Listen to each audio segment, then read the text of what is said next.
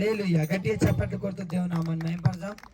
ప్రభు అయిన యేసుక్రీస్తు నామంలో కూర్చి మీ అందరికీ నా తరఫున రైజింగ్ రివైవల్ మినిస్ట్రీస్ తరఫున రెండవ దిన ఈ యొక్క ఉజ్జీవ సభను బట్టి ఉపవాస ప్రార్థనను బట్టి దేవునికి మహిమ కలుగును గాక.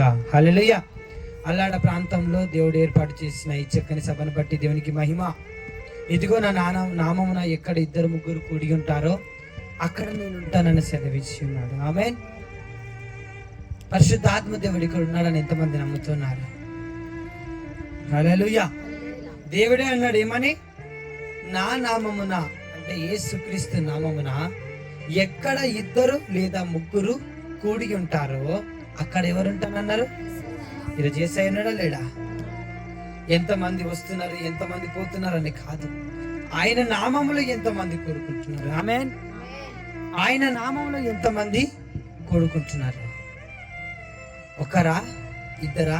ఒకరిద్దరి కన్నా ఎక్కువ మంది మనం ఇక్కడ ఉన్నాం. ఆమేన్. హల్లెలూయా. స్వయంగా దేవుడే అన్నాడండి, 100 మంది ఎక్కడైతే కూడుకుంటారో అక్కడ నేను ఉంటాను అనలే. ఎక్కడ 1000 మంది కూడుకుంటారో అక్కడ నేను ఉంటానని అనలే. ఏమన్నాడు? నా నామమున ఎక్కడ ఇద్దరు లేదా ముగ్గురు కూడి ఉంటారో అక్కడ నేను ఉంటాను. అవును, నిజమే. యేసుక్రీస్తు ప్రభు వాగ్దానం చేసిన దేవుడు నమ్మదగిన దేవుడు. ఈరోజు రైజింగ్ రివైవల్ మినిస్ట్రీస్ ముందు 2 3 4 5 కూడిన పరిచర్యని, ఆ పరిచర్యను దేవుడు దీవించి అంచెలంచెలుగా హెచ్చిస్తూ ఉన్నాడు. హల్లెలూయా.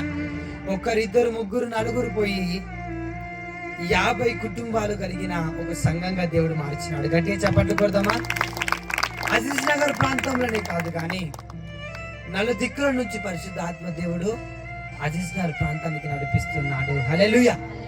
మేము 2 3 కూడుకున్నప్పుడు ఒకటే ఆరాధన, 10 మందితో కూడుకున్నప్పుడు ఒకటే ఆరాధన, 100 మందితో కూడుకున్నప్పుడు ఒకటే ఆరాధన. హల్లెలూయా. జనములను చూస్తే రాదండి, జనాలను చూస్తే రాదండి. పరిశుద్ధాత్మ ఆయనను ఆరాధించు వారు పూర్ణ మనస్సుతో, పూర్ణ ఆత్మతో, పూర్ణ శక్తితో, పూర్ణ బలముతో ఆరాధించాలి. ఆరాధించే 2 3 ఉన్నా అక్కడ యేసయ్య ఉంటాడు. గట్టిగా చప్పట్లు కొడదామా? ఈ పూర్ణ మనస్సుతో, పూర్ణ ఆత్మతో ఆరాధించకుండా 100 మంది ఉన్నా అక్కడ పరిశుద్ధాత్మ దేవుడు నిలవలేడు. ఆమేన్. కాబట్టి ఈ రోజు దేవుడు నీతో మాట్లాడుతూ ఉన్నాడు.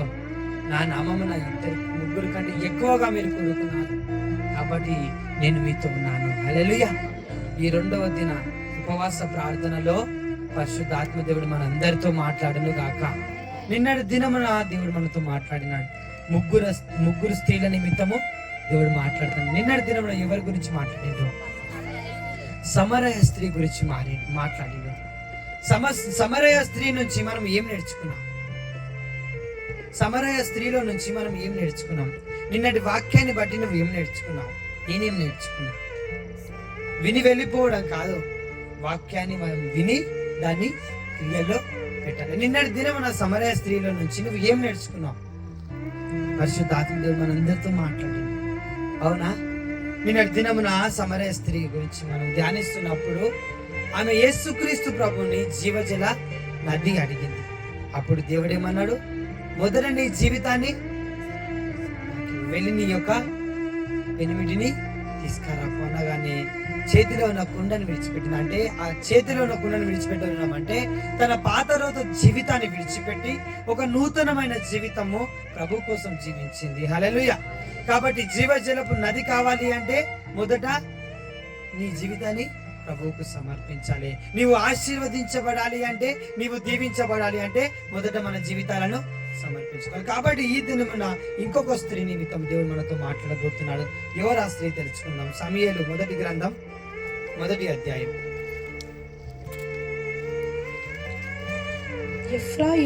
ఎఫ్రాయిము మన్యమందు రమాతాయి మొస్పీము పట్టణపు వాడు ఒకడుండెను. అతని పేరు ఎల్కానా.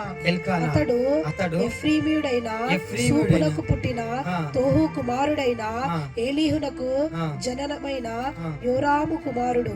అతనికి 2 భార్యలుండిరి. హల్లెలూయా. ఇక్కడ ఎఫ్రాయిము మాన్యమందున ఒక పట్టణములో ఎల్కానా అనే ఒక వ్యక్తి ఉన్నాడు. ఈ ఎల్కానా అనే వ్యక్తికి ఇద్దరు భార్యలు ఉన్నారు. చదువు. వీరిలో ఒక దాని పేరు హన్నా, రెండవ దాని పేరు పెనిన్నా. హల్లెలూయా. ఎల్కానా అనే ఒక వ్యక్తికి ఇద్దరు భార్యలు ఉన్నారు. ఇద్దరు భార్యల్లో మొదటి భార్య పేరేమో హన్నా, రెండవ భార్య పేరేమో పెనిన్నా. వీళ్ళిద్దరు ఎల్కానాకు భార్యలు. హల్లెలూయా. చదువు ఇంకా. పెనిన్నాకు పిల్లలు కలిగిరి గాని హన్నాకు పిల్లలు లేకపోయిరి. హల్లెలూయా. ఎల్కానాకు ఇద్దరు భార్యలు. మొదటి భార్య పేరు హన్నా, రెండవ భార్య పేరు ఎల్కానా. మొదటి భార్యకు పిల్లలు కలగలే, హన్నాకు పిల్లలు కలగలే, కానీ పెనిన్నాకు పిల్లలు కలిగి ఉన్నారు. ఆమేన్. ఇంకేమైనా చదువు. ఇతడు షిలోహునందున్న సైన్యములకు అధిపతియగు యెహోవాకు మొక్కుటకును బలి అర్పించుటకును ఏటేటా తన పట్టణము విడిచి అచ్చటికి పోవుచుండెను. ఆ కాలమున ఏలి యొక్క ఇద్దరు కుమారులకు హోఫ్నీ ఫినెహాసులు యెహోవాకు యాజకులుగా నుండిరి. హల్లెలూయా. ఈ ఎల్కానా అనే వ్యక్తి ప్రతి సంవత్సరము షిలోహు అనే మందిరం దగ్గరికి వెళ్ళి అక్కడ యాజకులు ఉంటారు. ఇద్దరు హోఫ్నీ ఫినెహాసు, ఏలి కుమారులు అన్నమాట. ఏలి అనే యాజకుడు అక్కడ ఉండేవాడు అన్నమాట. ఆ ప్రాంతంలో ఆ స్థలానికి ప్రతి సంవత్సరము ఈ ఎల్కానా ఇద్దరు భార్యలను తీసుకొని వెళ్ళేవాడు. ఎందుకు వెళ్ళేవాడంటే రొక్కుబళ్ళు చెల్లించడానికి, బలులు అర్పించడానికి తన ఇద్దరు భార్యలను తీసుకొని ఎల్కానా ప్రతి సంవత్సరము అక్కడికి వెళ్ళేవాడంట. వెళ్ళినప్పుడు ఏమైంది? చదువు. ఎల్కానా తాను బలి అర్పణ చేసిన నాడు తన భార్య పెనిన్నాకును దాని కుమారులకును కుమార్తెలకును పాలు ఇచ్చుచూ వచ్చను గాని హన్నా తనకు ప్రియముగానున్నందున ఆమెకు పాలు గట్టిగా చప్పట్లు కొడదామా? హల్లెలూయా. ప్రతి సంవత్సరము ఆయన ఒక మందిరానికి వెళ్ళి అక్కడ బలులను సమర్పించి అక్కడ అర్పించి ఆయన ఏం చేసేవాడంటే పాలు పంచేవాడు. ఈ పెనిన్నాకు ఒక్క పాలు ఇస్తే హన్నాకు 2 పాలు ఇచ్చేవాడు అన్నమాట. ఎందుకంటే హన్నా అంటే ఎల్కానాకు చాలా ఇష్టం. హన్నా అంటే చాలా ఇష్టం. పెనిన్నాకు పిల్లలు కలిగిరు. పెనిన్నాకేమో ఒక్క పాలు ఇస్తే హన్నాకు పిల్లలు కలగలేరు. హన్నాకు 2 పాలు ఇచ్చింది. ఎందుకంటే ఎల్కానాకు హన్నా అంటే చాలా ఇష్టం కాబట్టి 2 పాలు ఇచ్చింది. అప్పుడు ఇంకా చదువు. యెహోవా ఆమెకు సంతు లేకుండా చేశారు. ఎవరు చేసిరంట ఈ మాట? ఎవరు చేసిరు? యెహోవా హన్నాకు సంతు లేకుండా చేసిండు. యెహోవా ఆమెకు సంతు లేకుండా చేసి ఉన్న హేతువును బట్టి ఆమె మేరియగు పెనిన్న ఆమెను విసిగించుటకై ఆమెకు కోపము పుట్టించుచూ వచ్చెను. హల్లెలూయా. యెహోవా హన్నాకు పిల్లలు లేకుండా చేసిందని చెప్పి, సంతు లేకుండా చేసిందని చెప్పి, పిల్లలు కలిగిన పెనిన్న సూటిపోటి మాటల చేత హన్నా హృదయాన్ని గాయపరుస్తున్నది. హన్నా హృదయాన్ని బాధపరుస్తున్నది. పెనిన్నాకు పిల్లలు కలిగినారు, హన్నాకు పిల్లలు కలగలే. హన్నాకు సంతు లేకుండా చేసిందని చెప్పి ఈ పెనిన్న మాటికి వచ్చి సూటిపోటి మాటల చేత హన్నా హృదయాన్ని గాయపరుస్తూ ఉన్నది.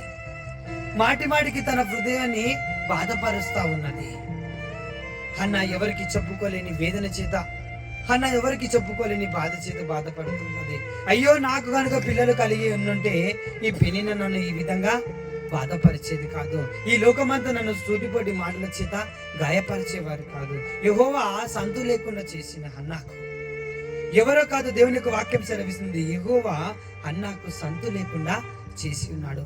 ఈ యొక్క వీక్ పాయింట్ ని చూసుకొని ఈ యొక్క పెనిన్న మాటికి వచ్చి ఆమెను గాయపరుస్తూ ఉన్నది.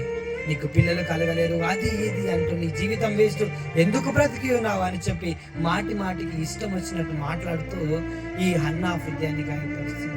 ఈ రోజు కూడా నా ప్రియ సహోదరుడు దేవునితో మాట్లాడుతున్నాడు. ఈ లోక దృష్టిలో మనం ఎక్కడైనా బలహీనంగా కనబడితే, ఈ లోకంలో ఎక్కడైనా మనలో ఏదైనా బలహీనత కనబడితే, ఈ లోకము ఎప్పుడు చూడు ఆ బలహీనతను ఎత్తి చూపుతూ మన హృదయాన్ని గాయపరుస్తుంది.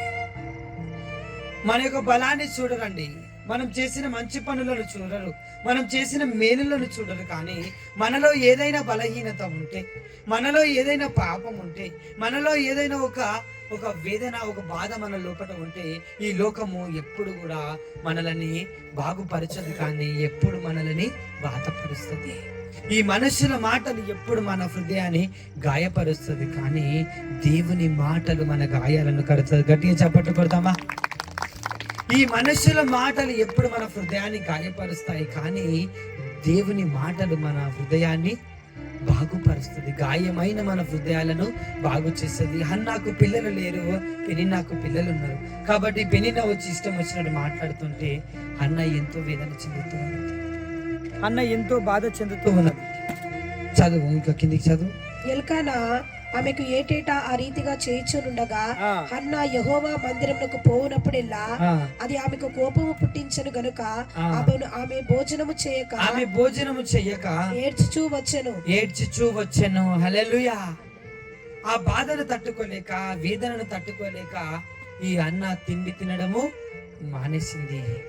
ఈ పెనిన్న మాట్లాడుతున్న మాటలు భరించలేక మనసంతా బాధ పెట్టుకొని ఈ అన్న ఆహారం తింటలే, భోజనం చేయకుండా బాధపడుతూ కూర్చొని ఉన్నప్పుడు ఎల్కానా తన భర్త వచ్చి అంటున్నాడు. ఏమంటున్నాడు? ఆమె పెనిమిటి అయిన ఎల్కానా, హన్నా నీవెందుకు ఏడ్చుచున్నావు? అన్నా, నువ్వు ఎందుకు ఏడ్చుచున్నావు? నీవు భోజనము మానుట ఏలా? నీవు భోజనము మానుట ఏలా? నీకు మనో విచారం ఎందుకు కలిగినది?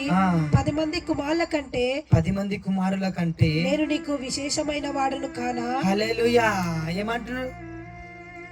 ఎందుకు ఏడుస్తున్నావు అన్న? నువ్వు 10 మంది కుమారుల కంటే నేను శ్రేష్టమైన వాడను కానా? ఎవరంటారు ఈ మాట? వచ్చి ఓదారుస్తున్నాడు భర్త, వచ్చి నువ్వు బాధపడకు అన్న అంటున్నాడు. కానీ బాధ పోతుందా? ఈ పెనిన్న అంటున్న మాటలను మనసులో పెట్టుకొని మాటి మాటికి ఏడుస్తా ఉన్నది ఈ అన్న. ఈరోజు కూడా నా ప్రియ సహోదరి సహోదరుడా, కూడి ఉన్న మీలో ప్రతి ఒక్కరితో దేవుడు మాట్లాడుతూ ఉన్నాడు. ఎవరో ఏదో ఒక మాట అనేసి వెళ్ళిపోతారు. ఆ మాట మన హృదయంని గాయపరుస్తూ ఉంటది, మన హృదయాన్ని మాటి మాటికి గాయపరుస్తూ ఉంటది. బాధపడకు, ఏదో తెలుసో తెలియక ఒక మాట అన్న అని చెప్పేసి అంటారు, కానీ ఆ బాధ హృదయంలో నుంచి పోదు. ఇక్కడ కూడా అన్న హృదయంలో నుంచి పెనిన్న అంటున్న మాట పోతలే. అన్నను ఎలుకను వచ్చి ఓదారుస్తున్నాడు. ఎందుకు బాధపడుతున్నావు? ఎందుకు వేదన చెందుతున్నావు అమ్మా? 10 మంది కుమారుల కంటే నేను శ్రేష్టమైన. ఓదార్పు పొందట్లే, ఓదార్పు వస్తలేదు ఆమెకు. ఆమె మనసు కుదుట పడట్లే, ఆ మనసులో ఉన్న వేదన పోవట్లే. అయితే అన్న ఏం చేసి చదువు ఒకసారి అని ఆమెతో చెప్పుచూ వచ్చెను. వారు షీలోవులో అన్నపానములు పుచ్చుకొనిన తర్వాత హన్నా లేచి యాజకుడైన ఏలీ మందిర స్తంభము దగ్గరనున్న ఆసనం మీద కూర్చొని ఉండగా బహు దుఃఖాక్రాంతురాలై వచ్చి యెహోవా సన్నిధిని ప్రార్థన చేయుచు బహుగా ఏడ్చుచు. గట్టిగా చప్పట్లు కొడదామా? హల్లెలూయా. భర్త వచ్చి ఆదరించిన, భర్త వచ్చి మాట్లాడినా ఆమె లోపల వేదన పోతలేదు. కాబట్టి మందిరంలోకి స్తంభము దగ్గరికి వెళ్ళి బహు దుఃఖాక్రాంతురాలై ఏం చేసిందంట? ఏడ్చింది. ఈ రోజు నీకు వేదన కలుగుతున్నదా? ఈ రోజు నువ్వు బాధల్లో ఉన్నావా? ఈ రోజు ఆర్థిక ఇబ్బందుల్లో ఉన్నావా? ఈ రోజు అవమానం గుండా వెళ్తున్నావా? ఈ రోజు చెయ్యని పొరపాటుకు నీవు నిందల పాలైనవా? దేవుని దగ్గర ఉన్నది సమాధానం. హల్లెలూయా. నీవు ఆ మనుషుని దగ్గరికి వెళ్ళి నీ బాధ చెప్పుకున్న నీ బాధ పోదు. నీ రక్త సంబంధికుల దగ్గరికి వెళ్ళి చెప్పి నీ బాధ చెప్పిన నీ అప్పులు తీర్చలే, నీకు ఆరోగ్యాన్ని ఇవ్వలేరు. నీ భర్త నిన్ను ఓదార్చలేడు, నీ భార్య నిన్ను ఓదార్చలేదు, నీ పిల్లలు నిన్ను ఓదార్చలేరు. హల్లెలూయా. నిన్ను ఓదార్చేవాడు కేవలం యేసయ్యనే. హల్లెలూయా. అన్న అంటున్నది, భర్త వచ్చి మాట్లాడినా కానీ ఆమె ఎక్కడికి? దేవుని యొక్క మందిరంలోనికి వెళ్ళింది. మందిరంలోనికి వెళ్ళి బహు దుఃఖాక్రాంతురాలై చాలా వేదనతో ఏడుస్తూ ఆ మూలన కూర్చొని ఆ స్తంభం దగ్గర ఏడుస్తూ ఉన్నది. అయ్యా, ఎందుకు నన్ను ఇట్లా చేసినావు ప్రభు? ఈ రోజు నా లోపల ఈ లోపం ఉందనే కదా ఈ లోకమంతా నన్ను నిందిస్తుంది. ఈ రోజు నా లోపల ఈ లోపం ఉందనే కదా ఈ లోకమంతా కూడా నన్ను వెలివేస్తుంది. ఈ రోజు నా లోపల ఈ బలహీనత ఉందనే కదా నా పక్కనున్న నా పెనిన్న నన్ను మాటి మాటికి సూటిపోటి మాటల చేత గాయపరుస్తుంది. నా భర్త వచ్చి ఓదార్చినా నాకు ఓదార్పు కలగట్లే.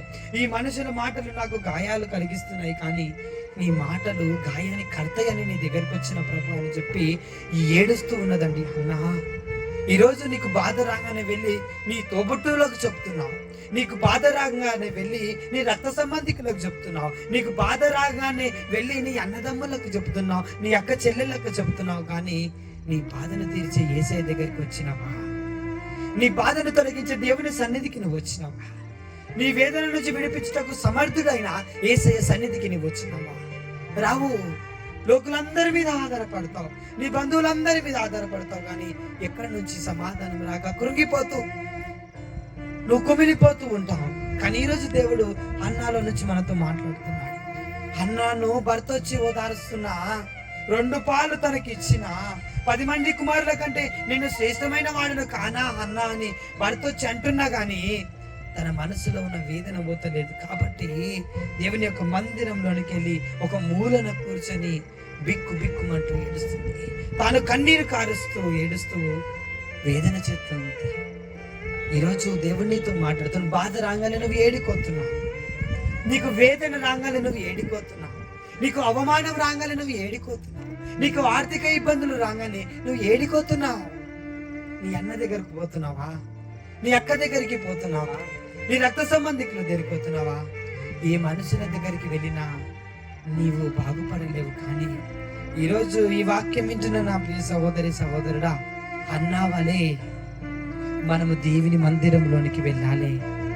దేవుని మందిరానికి వెళితే, దేవుని సన్నిధికి వెళితే దేవుని మాట మన గాయాన్ని కడుతుంది. గట్టిగా చప్పట్లు కొడదామా? హల్లెలూయా. మనుషుల మాటలు గాయపరచునయా, దేవుని మాటలు గాయాన్ని కట్టునయా. మనుషుల ప్రేమలు మాయ ప్రపంచము, దేవుని ప్రేమ మహిమ ప్రపంచము. మనుషుల మాటలు గాయపరచునయా, దేవుని మాటలు గాయాన్ని కట్టునయా. ఎవరికి ఎవరవునో, ఎవరి ప్రేమను ఎవరు పొందునో, ఎవరికి ఎవరవునో, ఎవరి ప్రేమను ఎవరు పొందునో.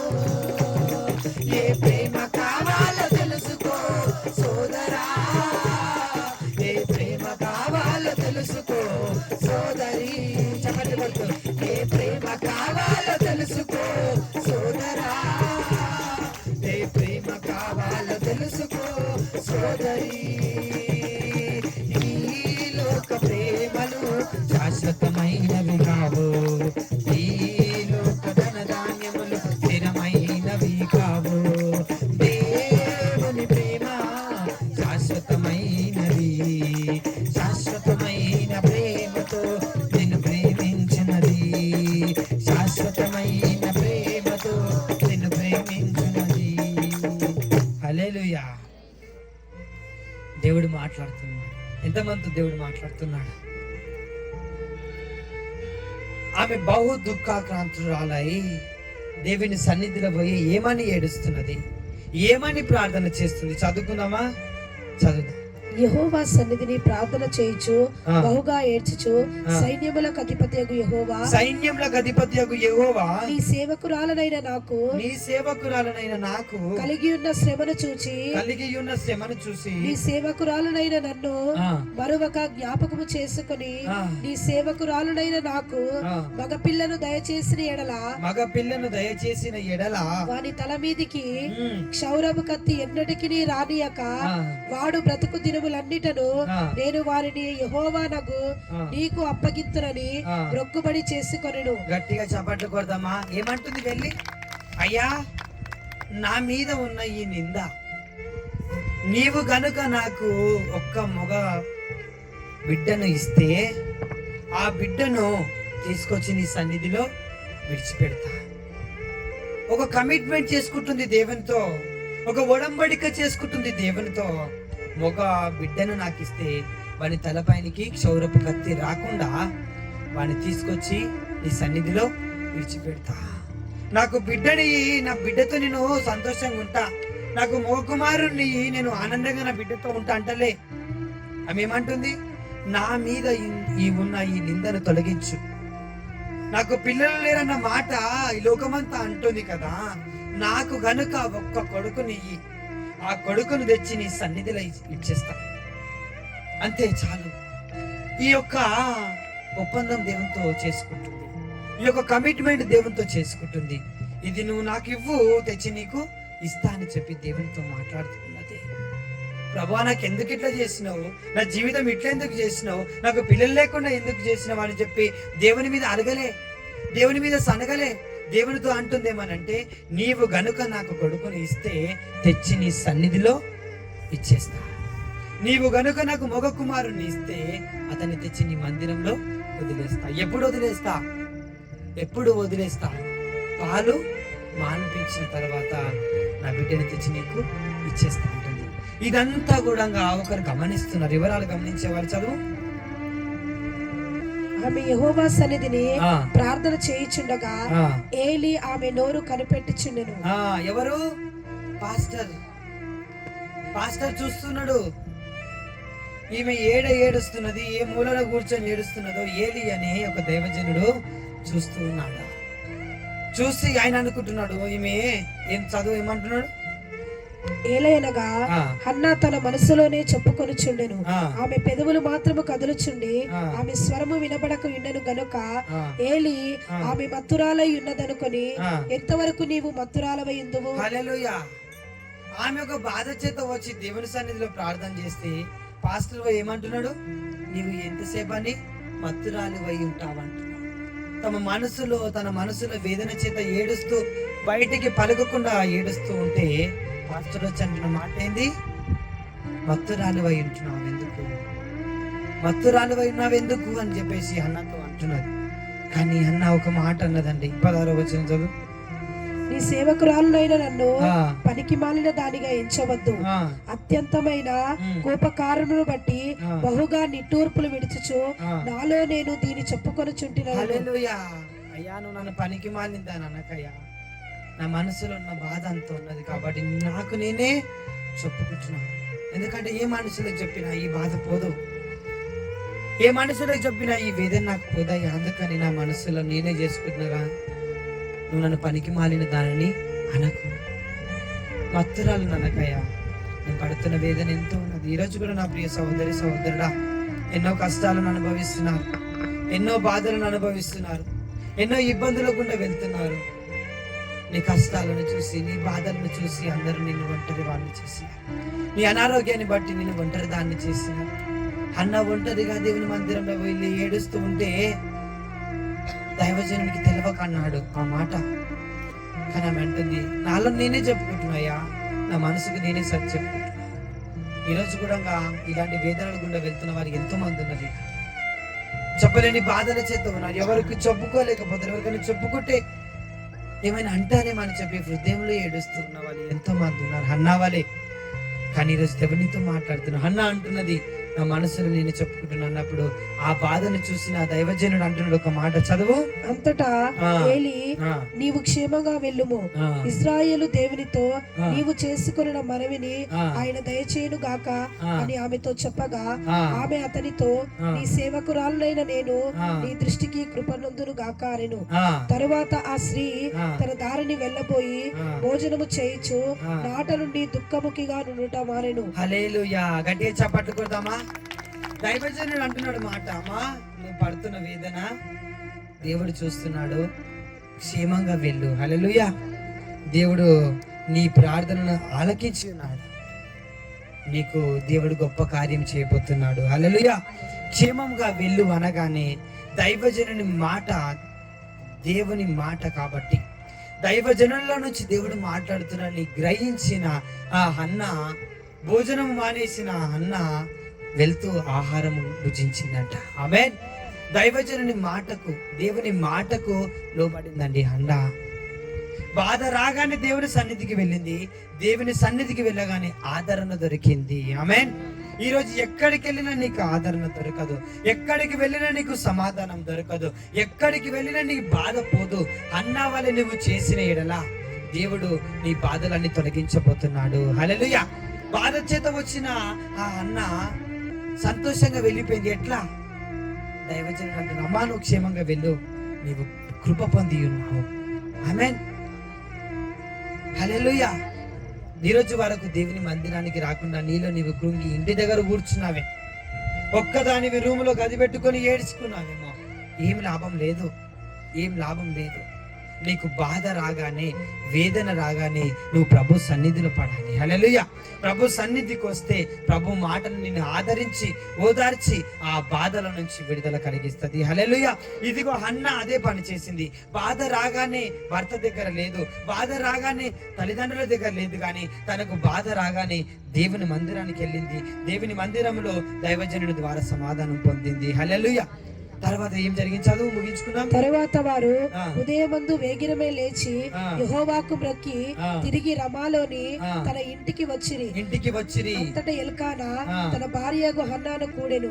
యెహోవా ఆమెను జ్ఞాపకము చేసుకొనెను గనుక హన్నా గర్భము ధరించి దినములు నిండినప్పుడు ఒక కుమారుని కని, నేను యెహోవాకు మ్రొక్కుకొని విని అడిగితననుకొని వానికి సమూయేలను పేరు పెట్టెను. హల్లెలూయా. మరుసటి దినమే దేవుడు ఏం చేసిండు? యెహోవా సంతు లేకుండా చేసిండని చెప్పి మనము ముందు చదివినాం. కానీ ఆమె కార్చిన కన్నీరును దేవుడు చూసి గర్భాన్ని తెరిచిండు. ఆమేన్. గర్భాన్ని తెరిచి సమూయేలును దేవుడు ఇచ్చి ఉన్నాడు. హల్లెలూయా. దేవునికి అసాధ్యమైనది అంటూ ఏది లేదు. యెహోవా హన్నాకు సంతు లేకుండా చేసిండు, కానీ హన్నా కార్చిన కన్నీటిని బట్టి, హన్నా కార్చిన ఆ కన్నీటిని బట్టి, ఆమె చేసిన ప్రార్థనను బట్టి దేవుడు చక్కని కుమారుని ఇచ్చిండు. ఆమేన్. హన్నాను పరీక్షించిండేమండి దేవుడు. ఈమెకు బాధ ఉంది కదా, తన భర్త దగ్గర ఉండి బాధ చెప్పుకుంటుందా? ఈమెకు వేదన ఉంది కదా, రక్త సంబంధికుల దగ్గరికి వెళ్ళి చెప్పుకుంటుందా అని చూసినాడు. కానీ హన్నా ఏం చేసింది? బాధ రాగానే, ఆ వేదన రాగానే, ఆ నింద రాగానే దేవుని మందిరంలోనికి వెళ్ళింది, ప్రార్థన చేసింది. దేవుడు చక్కని బాబును తనకు అనుగ్రహించి ఉన్నాడు. హల్లెలూయా. ఈరోజు నీకు బాధ రంగాన్ని ఏడికొస్తున్నావు, నీతో మాట్లాడుతున్నాడు. ఈరోజు వేదన రంగాన్ని ఏడికొస్తున్నావు. ఈ రోజు వరకు ఏడిపోయినావు, ఎక్కడెక్కడ తిరిగినావు, ఎవరెవరికి చెప్పుకున్నావు, నా జీవితంలో ఎట్లయింది, వాళ్ళు నమ్మక ద్రోహం చేసిరు, వాళ్ళు నాకు ఈరోజు దూరం అయిపోయినారు, ప్రాణంగా ప్రేమించిన నాకు ఈరోజు చేదుగా మారిరు, నా తల్లిదండ్రులను బాగా నిన్ను ఇష్టపడ్డా, నా తల్లిదండ్రులు ఒక్కొక్కరిలాగా చూస్తున్నారని చెప్పి ఎంతమంది వెళ్ళి చెప్పుకున్నావు? ఈ రోజు వరకు నీ బాధను ఎవరెవరికి చెప్పుకున్నావేమో, కానీ ఈ రోజు దేవుడు ఈ వాక్యం ద్వారా నీతో నాతో మాట్లాడుతున్నాడు. ఏమనంటే, బాధ వచ్చినప్పుడు నీవు బాధల నుంచి విడిపించే దేవుడు నాకున్నాడు అని దేవుని సన్నిధికి వెళ్ళాలి. గట్టిగా చప్పట్లు కొడతామా? ఈ అన్నాలో నుంచి దేవుడు మనతో మాట్లాడుతున్నాడు. దేవుడే సంతు లేకుండా చేసిండు, కానీ అన్నా చేసిన ప్రార్థన, అన్నా చేసిన కన్నీటి ప్రార్థనను బట్టి దేవుడు అన్నా గర్భాన్ని తెరిచిండు. ఆమేన్. దేవుడు నీ విషయంలో కొన్ని కార్యాలు ఆపేసిండేమో ఈరోజు కూడా. నీ జీవితాన్ని బట్టో, నీ యొక్క మాట తీరును బట్టో, నీ యొక్క వ్యక్తిగత జీవితాన్ని బట్టో కొన్ని బ్లెస్సింగ్స్ ఆగిపోయినాయేమో, కానీ నీవు గనుక వెళ్ళి దేవుని సన్నిధిలో కన్నీరు కార్చి అన్నా వలె నువ్వు ప్రార్థన చేస్తే దేవుడు బ్లాక్ అయిపోయిన ప్రతి బ్లెస్సింగ్స్ ని ఓపెన్ చేయబోతున్నాడు. హల్లెలూయా. బ్లాక్ అయిపోయిన ప్రతి బ్లెస్సింగ్స్ ని దేవుడు ఓపెన్ చేయబోతున్నాడు. ఆశీర్వాదాలు ఆగిపోయినాయేమో, నీ కుటుంబంలో సంతోషం లేదేమో, నీ కుటుంబంలో సమాధానం లేదేమో, నీ కుటుంబంలో ఎక్కడికి వెళ్ళినా కానీ నీకు సంతోషం లేకుండా వేదన చేత ఉన్నావేమో, కానీ అన్నా వలె నువ్వు దేవుని సన్నిధికి వెళ్ళి ప్రార్థన చేస్తే అన్నా జీవితంలో చేసిన గొప్ప అద్భుతము నీ జీవితంలో జరిగించబోతున్నాడు. ఆమేన్. ఏ బ్లెస్సింగ్స్ అయితే బ్లాక్ అయిపోయినాయో ఆ బ్లెస్సింగ్స్ అన్ని కూడా దేవుడు ఓపెన్ చేయబోతున్నాడు. ఆ ఓపెన్ కావాలి అంటే హన్నా వలె దేవుని మందిరంలో వెళ్ళి ప్రార్థన చేయాలి. దేవుని మందిరంలో వెళ్ళి ప్రార్థన చేస్తే దేవుడు హన్నా జీవితంలో చేసినట్లు నీ జీవితంలో కూడా జరిగించబోతున్నాడు. ఆమేన్. కాబట్టి ఈ కొన్ని మాటలను దేవుడు దీవించును గాక. హల్లెలూయా. ప్రతి ఒక్కరు మోకరిద్దామా? ఈరోజు ప్రభువు నీతో మాట్లాడినట్లయితే హన్నా ద్వారా దేవుడు మనతో మాట్లాడినాడు. హన్నా వేదన వచ్చినప్పుడు, హన్నా బాధ వచ్చినప్పుడు మనుషుల దగ్గరికి వెళ్ళలే, రక్త సంబంధికుల దగ్గరికి వెళ్ళలేదు, కానీ దేవుని సన్నిధికి వెళ్ళింది. యెహోవా సంతు లేకుండా చేసిండు, కానీ తాను ప్రార్థన చేసింది. కాబట్టి సంతు లేని హన్నాకు సంతానము కలుగజేసిన దేవుడు ఆయన నమ్మదగిన దేవుడు. ఆయన నిన్న నేడు నిరంతరము ఏకరీతిగా ఉన్న దేవుడు. కాబట్టి విన్న వాక్యాన్ని విడిచిపెట్టకుండా మనం అందరం క్రియలో పెట్టాలి. హన్నాలో నుంచి నువ్వు ఏమి నేర్చుకున్నావు? అన్న బాధ రాగానే దేవుని మందిరంలో వెళ్ళి ప్రార్థన చేసింది. అన్న జీవితంలో గొప్ప కార్యం జరిగినట్లే ఈరోజు నీ జీవితంలో గొప్ప కార్యం జరగాలి అంటే అన్న వాళ్ళే చెయ్యాలి. అన్న వాళ్ళే దేవుని మందిరానికి వెళ్ళాలి. అన్న వాళ్ళే బహు దుఃఖాక్రాంతులై దేవుని సన్నిధిలో నీవు ప్రార్థన చేయాలి. అప్పుడు నీ జీవితంలో దేవుడు గొప్ప అద్భుతం చేయబోతున్నాడు. కాబట్టి ఈ సమయంలో వాక్యం నీతో ప్రార్థన చేసుకుందాం. ఇన్స్టాగ్రామ్ లైవ్ ద్వారా చూస్తున్న నా ప్రియ సహోదరి సహోదరుడా, నీ జీవితంలో అద్భుతం జరగాలంటే, నీ వేదన బాధను తొలగాలి అంటే నీవు దేవుని యొక్క మందిరంకి వెళ్ళాలి. అన్నా వాళ్ళే దేవుని సన్నిధిలో ప్రార్థన చేస్తే అన్నా జీవితంలో చేసిన అద్భుతం నీ జీవితంలో కూడా జరిగించబోతున్నాడు. కళ్ళు మూసుకున్నట్లయితే ప్రార్థన చేసుకుందాం. మహాపరిశుద్ధుడా, మహోన్నతుడా, మంచి దేవానికి వందనాలు. పరిశుద్ధాత్ముడా, ఇదిగోనైనా యేసయ్య ఇంతమంది బిడ్డలు ప్రభా ఇన్స్టాగ్రామ్ లైవ్ లో అయా